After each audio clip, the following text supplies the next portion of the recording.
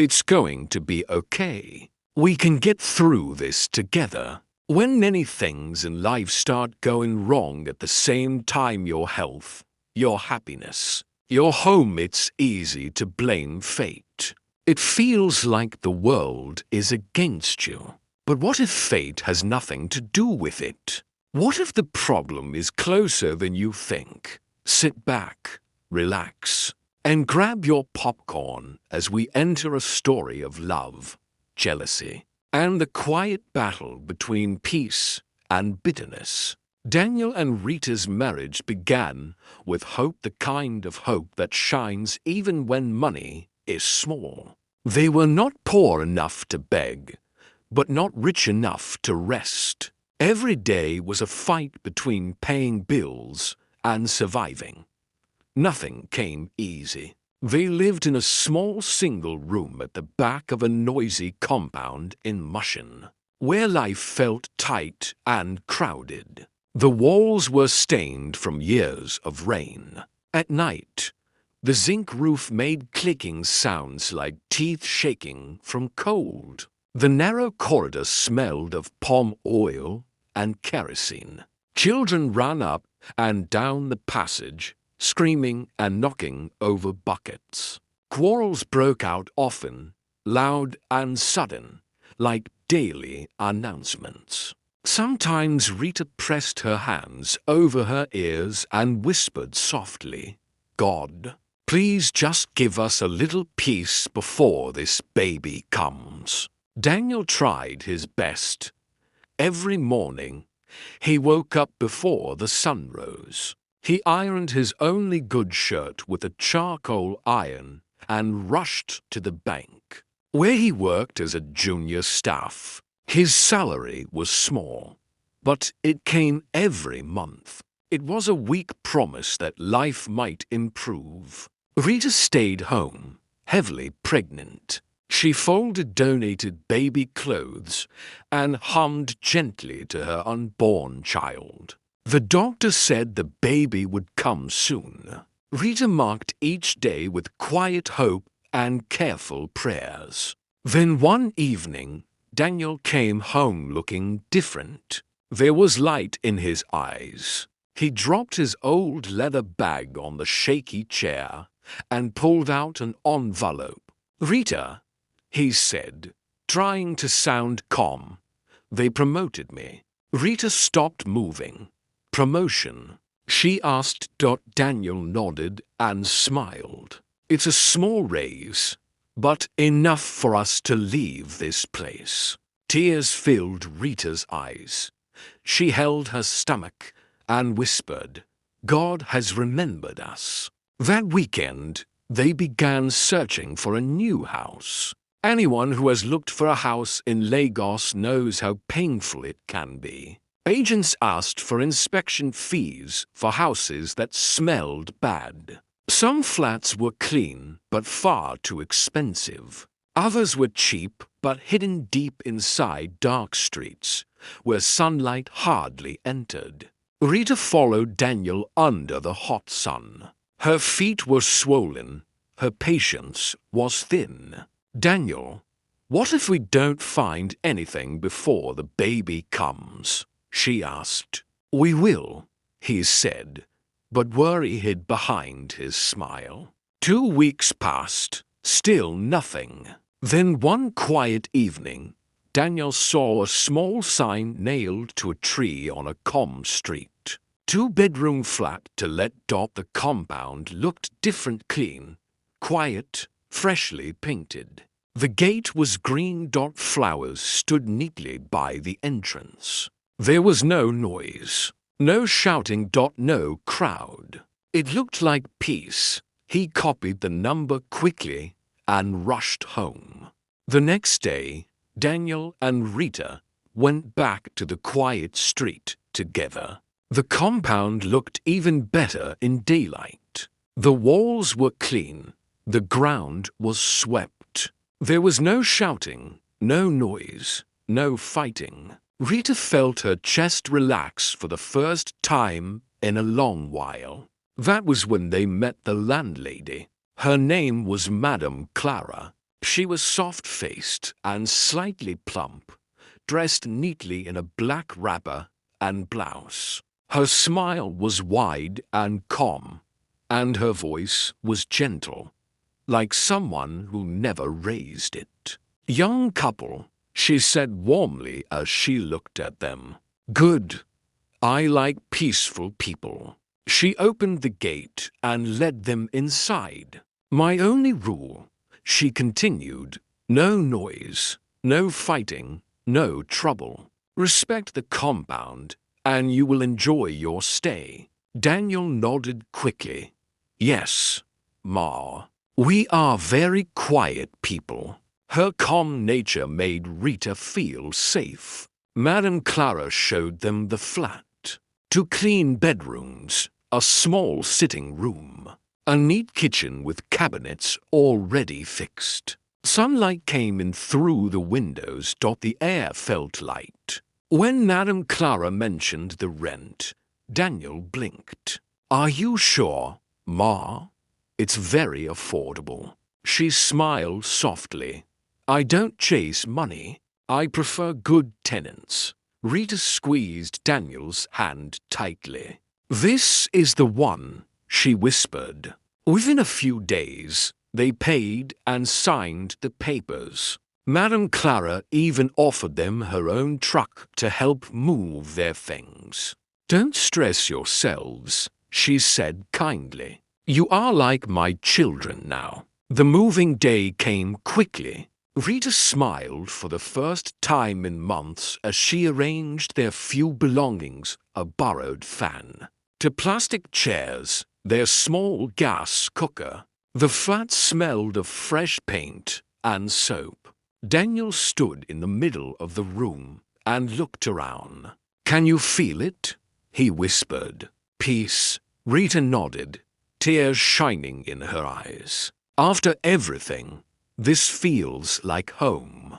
Outside, Madame Clara stood on her veranda, watching them with the same gentle smile. "Welcome to my compound," she said. To Daniel and Rita, she looked like an angel-an answer to their prayers. But angels can wear masks, and behind her kind eyes, something cold waited quietly. That first night in the new apartment felt like a miracle. The ceiling fan hummed softly.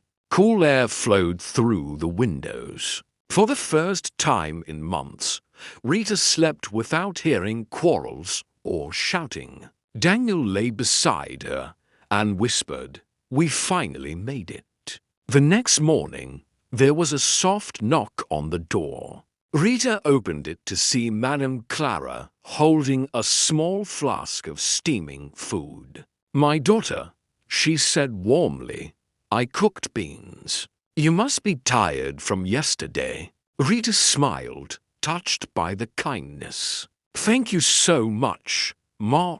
The food tasted perfect." From that day on, Madame Clara became a regular visitor.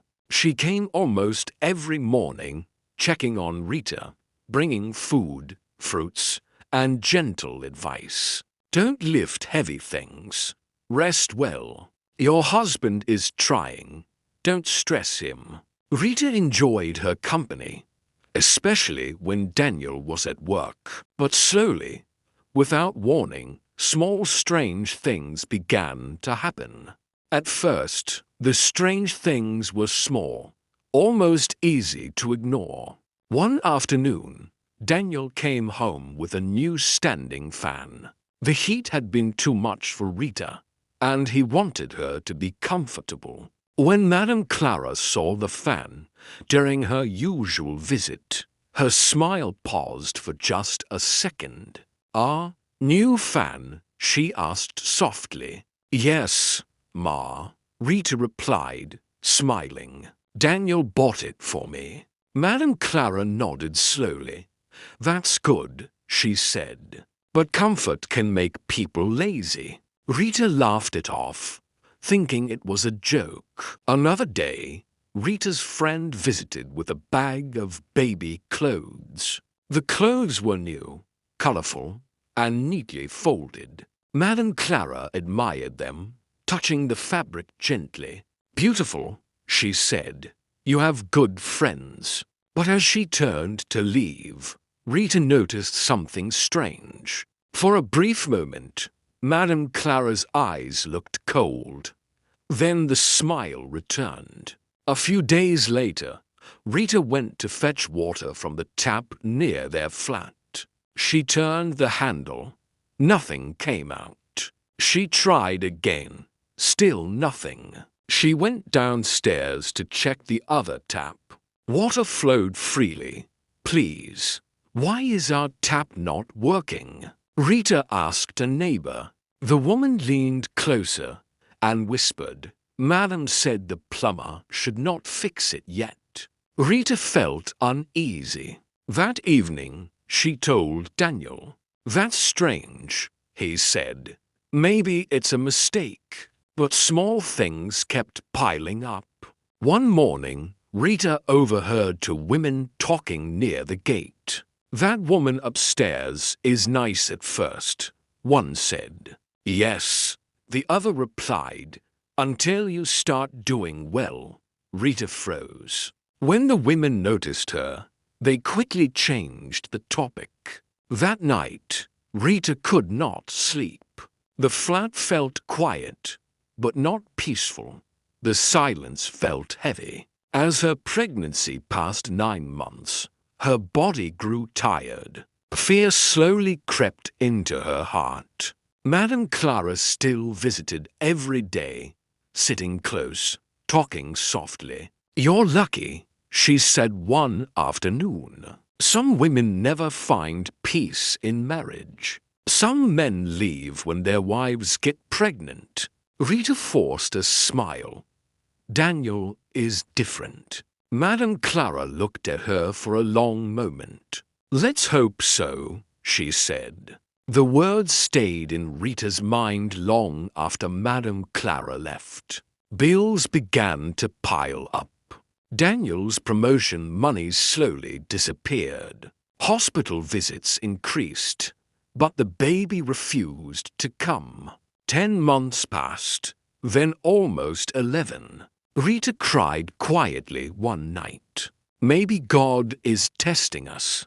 Daniel held her tightly. "We'll be fine," he whispered, though doubt filled his heart. Outside, under the soft moonlight, Madame Clara stood on her veranda, washing their window. Her face was calm.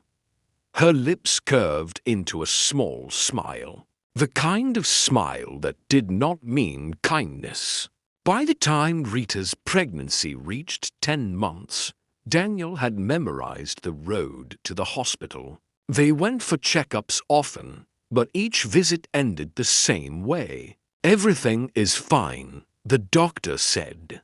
"Just be patient."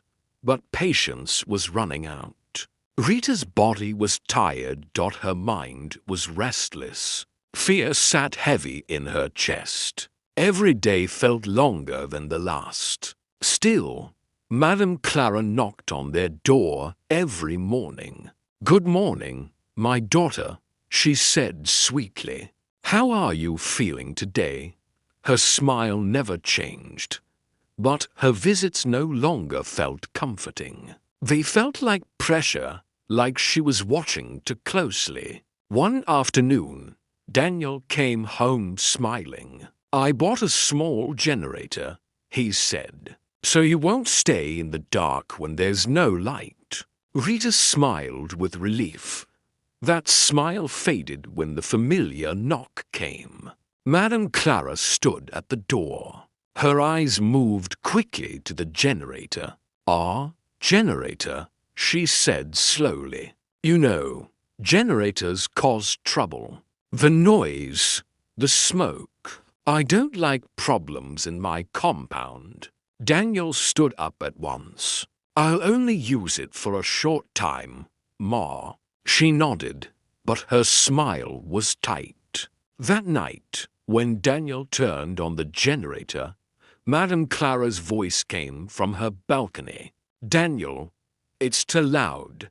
He switched it off immediately. The silence returned thick and heavy. The next morning, Rita went to fetch water. The tap was dry again.